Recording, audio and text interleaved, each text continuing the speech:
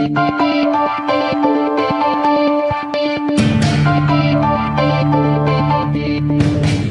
and welcome to A Spirited Debate. I'm Lauren Green. President Barack Obama on Wednesday addressed the United Nations General Assembly, focusing in large part on the U.S.'s current battle against the Islamic terrorist network ISIS. Obama said that the U.S. is dedicated to fighting al-Qaeda and its associated forces, but said this about Islam itself. The United States is not and never will be at war with Islam. Islam teaches peace. Muslims the world over aspire to live with dignity and a sense of justice.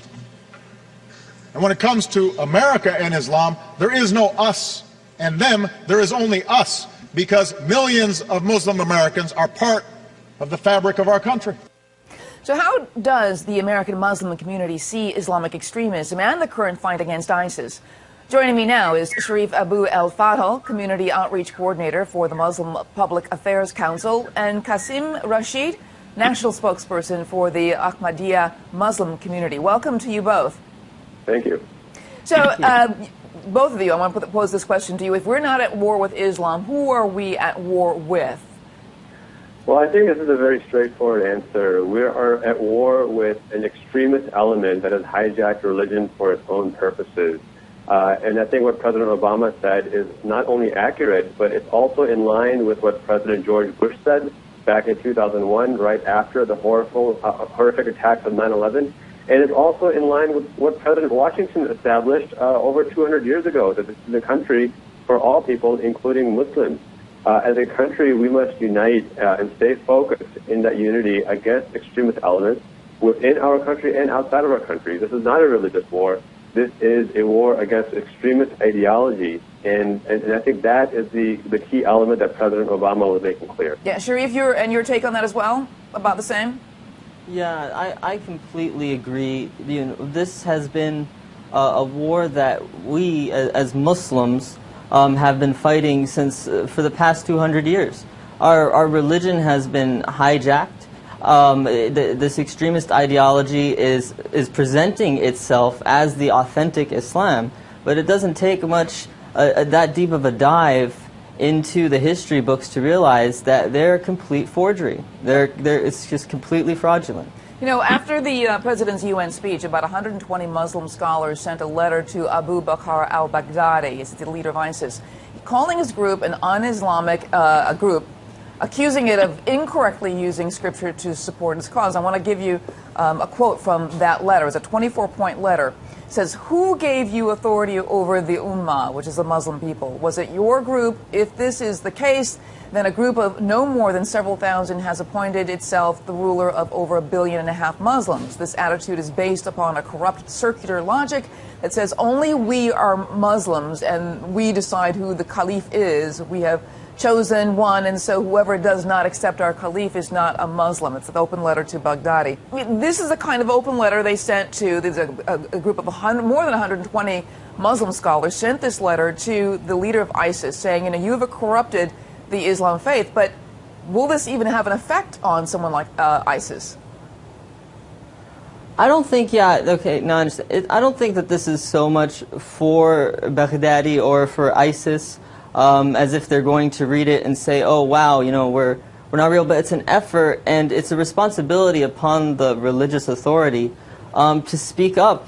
I mean, we've had movements of extremism in the past, like the Wahhabi movement, the Khawarij, and every time the scholars came together in a unified voice and marginalized these extreme ideologies, saying, no, there is no root for this within the religion. Yeah. And this is, you know, I think their effort continuing that legacy of marginalizing the evil of ISIS and other extreme groups. You know, because we've seen so many recruits come out of the young, especially we've seen these examples of the young people being taken from places like Minnesota, you know, other places in the United States.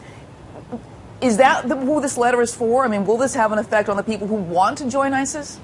Yeah, I think, and I agree with my colleague, this letter will ultimately, it'll pay dividends to the youth who are maybe uninformed on what Islam actually stands for. I can tell you the Ahmadiyya Muslim community has a robust international Muslim youth association that focuses on providing Muslim youth with a sense of identity, a sense of purpose, and we do that through the core teachings of Islam, which are to serve humanity, all humanity, and to worship God in peace. And as a result, you know, this effort that we put forth on a worldwide scale, we're in over 200 countries. Not only have we not had a single act of terrorism ever, but when acts of terror occur, we're at the forefront of providing relief. And so I think these Muslim leaders who have sent this letter have definitely done a good thing.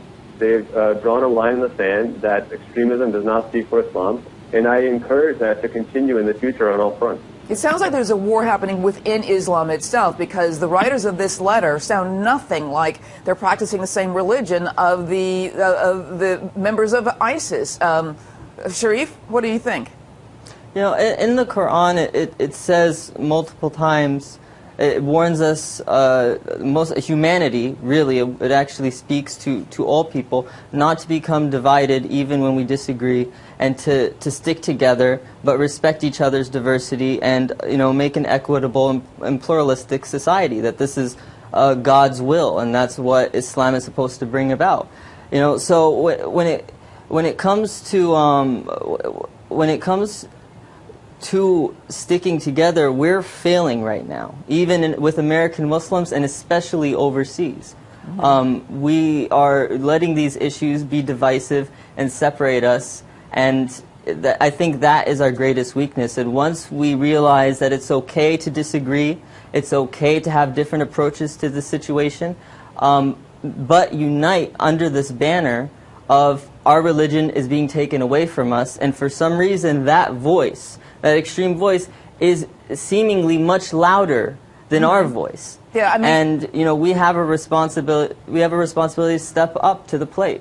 Yeah, because see, I think, you know, Sharif makes a good point, but the problem is that the people who have the loudest voice also are doing the killing and making others fear them. I mean, can this have an effect on people like ISIS?